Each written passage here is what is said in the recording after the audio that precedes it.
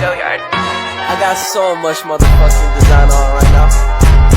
Break it down, bring it back, make it clap. I got 3 old thoughts, new block, where that thing. Bitches on my line, and you know. Assalamualaikum warahmatullahi wabarakatuh. Halo penonton. Nah, sebelum masuk ke tujuan dari video ini, ada baiknya kami perkenalkan diri. Perkenalkan, nama saya Nuni Cornelia. Dan nama saya Agung Ibnu Sarial. Nama saya Muhammad Hansali. Nah, udah kenal kan tentunya. Nah, bisa kalian lihat bahwa di sebelah saya itu ada narasumber yang akan kami wawancarai mengenai demokrasi bebas berpendapat di Indonesia. Nah, mungkin dari kakaknya bisa perkenalkan diri terlebih dahulu nih. Oh, halo, hai. Saya Eko, pendiri perpustakaan jalanan dengan nama Ruang Baca. Bagi yang kepo bisa cek Instagram kita @ruangbaca_3 kali. Kita udah berdiri selama 2 tahun. Nah, tadi kakak kan berbicara tentang perpustakaan literasi ini. Nah, mau nanya dikit-dikit nih kak. Kira-kira selama kakak mendirikan perpustakaan tersebut, ada nggak sih suatu hal yang menjadi hambatan atau halangan untuk mendiri perpustakaan tersebut? Selama 2 tahun kebetulan masih belum, nggak ada hambatan, tapi bahkan beberapa orang tuh support, posting di Twitter, posting di Instagram, ada yang nyumbang buku dari Pangkal Pinang, ada yang dari Belitung, ada yang dari Jakarta, bahkan ada yang menyumbangkan uang untuk membeli buku. Semua kita menerima bantuan secara sukarela, tapi selebihnya dikelola dengan uang pribadi. Nah, untuk Ruang Baca sendiri, perpustakaan jalanan sendiri, itu sudah selama 2 tahun ada 900 pembaca. Jadi ya lumayan lah peminat orang terhadap baca buku di Sungaliat minimal ya. Adalah pembacanya pun relatif muda, dari 15 tahun sampai 25 tahun. Nah kan kak, ini kan mengenai literasi kak. Tema kita kan demokrasi dan bebas berpendapat. Apa sih hubungannya literasi dengan demokrasi pada saat ini? Dan bebas berpendapat. Oh ya, oke. Literasi itu kan artinya keterdidikan ya, melek lah untuk isu-isu tertentu. Jadi demokrasi itu memang butuh keterdidikan. Oke. Saya kasih contoh misal di suatu kampung misalnya ada pemilihan ketua RT yang mencalonkan diri satu preman katakanlah, satunya akademisi profesor. Tapi di lingkungan tersebut didominasi atau dimayoritasi oleh kumpulan preman atau begundal. Maka kita tahu nih siapa yang menang kan, karena komunitas preman lebih besar, bahkan preman bisa menang. Jadi edukasi untuk demokrasi itu ya keterdidikan tadi. Jadi ruang publik diisi oleh hal-hal yang substansial dan edukatif. Saya kira itu, jadi kebebasan berpendapat bisa berisi dengan argumen, bukan dengan sentimen. Nah, berbicara tentang demokrasi, pastikan kalau kita berbicara tentang demokrasi, terutama kebebasan berpendapat, tidak akan lepas dari yang namanya warga atau bisa dibilang warga Indonesia lah, masyarakat Indonesia.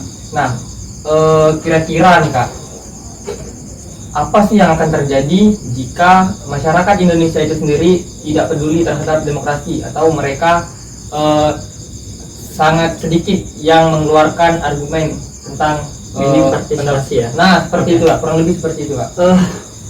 Wajib hukumnya untuk warga negara untuk berpartisipasi, apalagi kawan-kawan kan mahasiswa kaum terdidik. Bayangkan misalnya kita beli rokok dipajakin, makan di restoran atau coffee shop dipajakin, kita punya motor ada pajak, kekayaan alam kita dikelola oleh negara, dan semua hal yang kita lakukan itu nyaris berpajak.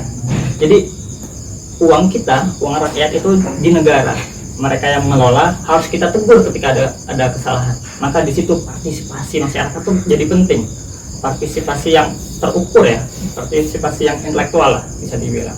Jadi ya sangat penting partisipasi, karena kalau kita tidak berpartisipasi, uang kita berpotensi disalahgunakan. Bayangkan saja misal Bangka Belitung, uang anggaran per tahunnya bisa sampai 11 triliun. Berbahaya sekali kalau kawan-kawan saja abai. Jadi saya harap ya kawan-kawan melek lah atau speak up terus terhadap isu-isu di daerah.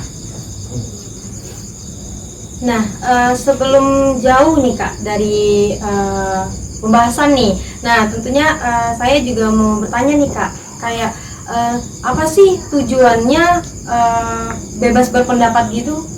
Ya, tujuannya untuk mengkoreksi kan ya kita itu hidup dipenuhi pro dan kontra, itu hukum alam pasti.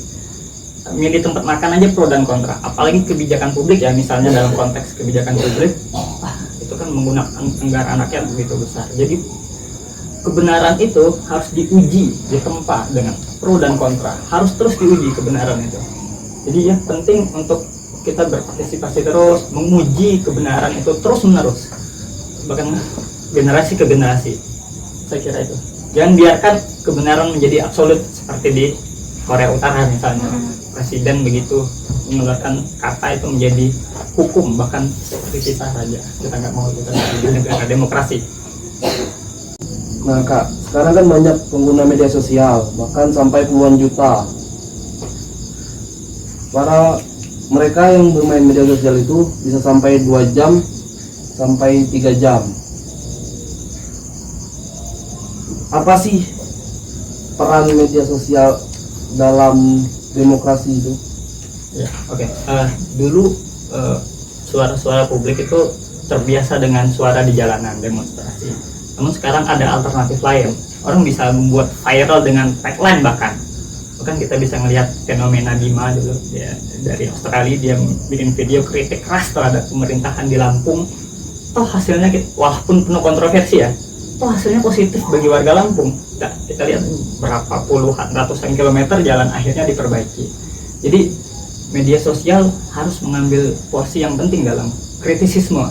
Jadi kebijakan publik, bahkan ya hal-hal yang viral bisa memengaruhi kebijakan publik. Kita bisa lihat banyak hal yang viral di Jambi waktu itu, ada yang di Gorontalo. Akhirnya aparat aware, bahkan kritik-kritik terakhir terhadap kepolisian yang kerjanya relatif lambat ya, itu terus disuarakan dan hasilnya ya polisi berbenah diri. Jadinya positif sejauh ini, penuhi pro dan kontra itu biasa. Jadi bisa dibilang kalau untuk media sosial sebagai salah satu sarana kita untuk menyampaikan pendapat itu bisa dibilang sangat baik deh. Ya, sejauh ini efektif. Ruang publik harus terus dibuka. Nah, berbicara sosial media lagi nih Kak, kan tidak semua kritik ataupun postingan-postingan di sosial media itu bisa dibilang direspon ataupun tidak semuanya bisa tersampai tuh. Bahkan ada juga yang sudah tahu tetapi mereka seperti acuh tak acuh atau seperti tidak tahu, pura-pura tidak tahu. Nah, itu kalau menurut Kakak sendiri gimana untuk mengatasi hal seperti itu? Ya, itu butuh kesadaran kedua belah pihak ya. Sebagai penyelenggara negara dan kita sebagai masyarakat sipil. Kalau kita melihat kasus Verdi Sambo misalnya, itu kasus yang di-backingi oleh banyak jenderal, oleh banyak bintang. Toh akhirnya walaupun meleset ya prediksi kita, harusnya vonis hukuman mati tapi seumur hidup. Tapi minimal suara publik ya cukup terdengar untuk memvonis orang yang dengan backingan banyak gitu. Nah terus Kak, dampak positif dan juga dampak negatif nih, positif dan negatif dari bebas berpendapat di media sosial itu apa sih Kak biasanya? Oke, kita mulai dari negatif dulu ya kali ya. Negatif. Negatif, kalau kita mulai dari negatif, ruang publik kita kayaknya agak terlalu berisik ya. Misal kita bahas satu tema ya, misal ekonomi atau hak asasi manusia. Kalau satu profesor nih membahas hak asasi versus 100 orang buzzer, otomatis satu orangnya terlihat salah. Jadi ruang publik inilah biasnya, ini PR kita untuk berbenah. Seringkali satu pakar itu kalah oleh 100 akun-akun buzzer, akun-akun anonim. Jadi barangkali di sana. Nah, peran kita bisa ambil dengan cara minimal ya, mengedukasi diri kita sendiri minimal dan lingkungan dengan cara yang paling sederhana adalah memfollow akun-akun yang edukatif dan kritisismenya, media-media yang cukup kredibel. Jadi mulai dari sana dulu untuk membuat semakin kritisisme pada kita. Nah, kalau dampak positif ya tadi yang kita bahas soal Bima tadi, bagaimana media sosial viral, Verdi Sambo juga viral dan hasilnya cukup baik sejauh ini ya. Jadi ya barangkali itu dampak positif dari media sosial kalau digunakan dengan bijak. Nah, sedikit lagi nih Kak, masih dalam konsep media sosial. Seperti yang kita ketahui juga kan, saat ini juga sudah memasuki masa-masa pemilu. Nah, kan banyak juga tuh dari para orang-orang yang ingin mencalonkan diri sebagai perwakilan rakyat di sebuah lembaga-lembaga negara. Nah, kira-kira hal apa yang bisa kita lakukan untuk memastikan bahwa orang yang akan kita pilih itu bisa melaksanakan atau setidaknya omongannya itu bisa dipegang. Sepertinya era media sosial, para caleg misalnya, calon gubernur, bupati minimal punya sosial media satu lah yang berisi kegiatannya. Jadi kita bisa paling tidak ya untuk memantau ini ngapain sih ya orang hari ini, besok ngapain, hari ini kebijakan apa minggu ini. Jadi paling tidak itu dulu, dan mereka harus aktif. Kalau enggak ya kita tegur, kita tag di sosial media, kita kritik tipis-tipis lah dengan satire, dengan olok-olok, dengan meme. Bahkan sekarang orang bisa ngerti dengan meme. Ruang baca itu aktif kritik meme kalau kawan-kawan buka di Instagramnya. Jadi ya kita harus ngambil peran di media sosial, dan khusus untuk calon pemimpin, calon lembaga negara minimal harus punya sosmed yang aktif, partisipatif, biar kita bisa nyampaikan kritik, nyampaikan saran, dan kita tahu apa yang dikerjakan. Nah, tadi kan Kak udah masalah pro dan kontra nih. Nah, kayak kenapa sih sebaiknya harus menyampaikan pendapat itu dengan netral kayak gitu? Kenapa sih gak usah netral aja gitu? Ya, dalam menyampaikan pendapat ya, atau media-media lah minimal, itu bukan netral sebetulnya, tapi objektif. Masa iya kalau ada penindasan misalnya terhadap warga Wadas kemarin kan, masa media harus netral? Masa kita harus netral? Bagaimana perlawanan warga Batam di Pulau Rempang itu, wah itu kan luar biasa, puluhan ribu. Masa kita harus netral? Enggak dong, kita harus bela mereka yang lemah, mereka yang tertindas. Lagi negara sewenang-wenang, ada warganya sendiri loh, kan kurang ajar. Jadi kita harus bela, kita tidak boleh netral dalam posisi. Kita harus pro terhadap kebaikan, pro terhadap kebenaran, pro terhadap mereka-mereka yang lemah. Nah kan Kak, kemarin kan ada berita tuh tentang BEM UI. BEM UI itu mengkritik tentang Jokowi sebagai raja pembohong. Ada nggak batasan dalam bebas berpendapat? Kritiknya cukup pedes ya, dan menurut saya itu masih dalam koridor Pak Jokowi sebagai pejabat publik. Jadi sejauh ini masih sah. Dan kenapa BEM UI menjuluki Jokowi sebagai raja pembohong, kan ada substansinya tuh, ada 3 hal yang kurang lebih dibahas: Omnibus Law, Undang-Undang KPK, dan UU IKN yang janjinya pakai investor tapi malah pakai uang negara. UU Undang-Undang KPK yang akhirnya KPK lembaga independen menjadi di bawah presiden. Omnibus Law yang merugikan buruh ratusan triliun per tahun, ratusan miliar per tahun. Jadi itu isi kritiknya harus tetap dijawab oleh pemerintah, kendati disampaikannya dengan pedes ya. Memang pemerintah itu memang harus tebal kuping lah, karena mereka itu diberi kekuasaan yang begitu besar. Presiden itu ada TNI di bawahnya, ada polisi, ada badan statistik, ada pers, media, dan lembaga-lembaga negara yang lain. Jadi nggak boleh cengeng lah dikritik sedikit. Apalagi kalau kita berkaca di negara-negara seperti Amerika, Skandinavia, Eropa, itu tajam betul kritik-kritik. Jadi harus berbiasa lah. Jangan takut lah berpendapat. Ya, berarti kita sebagai masyarakat awam ini harus bisa dibilang harus selalu membuka mata lah terhadap setiap kebijakan-kebijakan yang dilaksanakan atau yang dikeluarkan oleh pemerintah. Betul.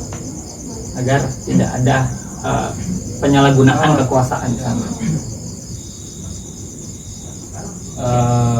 Baik, mungkin itu saja sih Kak, pertanyaan-pertanyaan yang masih menjadi tanda tanya bagi kami mengenai demokrasi dan kebebasan berpendapat.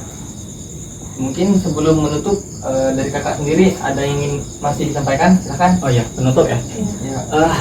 kebebasan berpendapat atau demokrasi itu nggak sebatas kita menyampaikan kritik, enggak. Tapi suara kita tuh harus didengar oleh mereka yang kita kasih wewenang.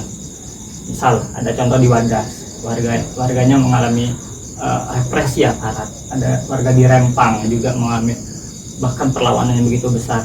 Bahkan di Gorontalo itu kantor DPRD dan gubernurnya dibakar. Bayangkan, semua itu terjadi karena tidak ada dialog publik. Titik. Ketika dialog dibuka, saya rasa hal-hal demikian tidak akan terjadi. Ketika suara publik ada wadah untuk didengar, ada perdebatan di sana, tidak ada suara jalanan. Jadi ya saya merekomendasikan untuk presiden selanjutnya ya untuk berbenahlah, karena 9 tahun terakhir ini kita punya catatan buruk terhadap kebebasan berpendapat dan demokrasi di rezim saat ini. Jadi ya kita dan kawan-kawan juga harus ya kurang lebih melek sedikit-sedikit lah untuk isu daerah. Jadi tidak ada lagi suara-suara kekerasan, yang ada suara-suara argumentatif lah. Jadi hidupkan terus ruang-ruang publik dengan argumen, tapi kendalikan sentimen. Jadi nggak berbau sara, nggak berbau adu domba, nggak berbau menghina harkat martabat pribadi orang, bukan pejabat publik tapi pribadi. Saya kira penutup dari saya itu. Baiklah teman-teman semuanya, mungkin itu saja pertanyaan-pertanyaan dari kami mengenai demokrasi dan kebebasan berpendapat. Sebelum menutup, mohon maaf apabila ada kesalahan kata dari saya sendiri, dari teman saya mungkin, dan juga dari rekan sumber. Kami mohon maaf. Saya tutup. Wabillahi taufiq wal hidayah. Wassalamualaikum warahmatullahi wabarakatuh. Terima kasih.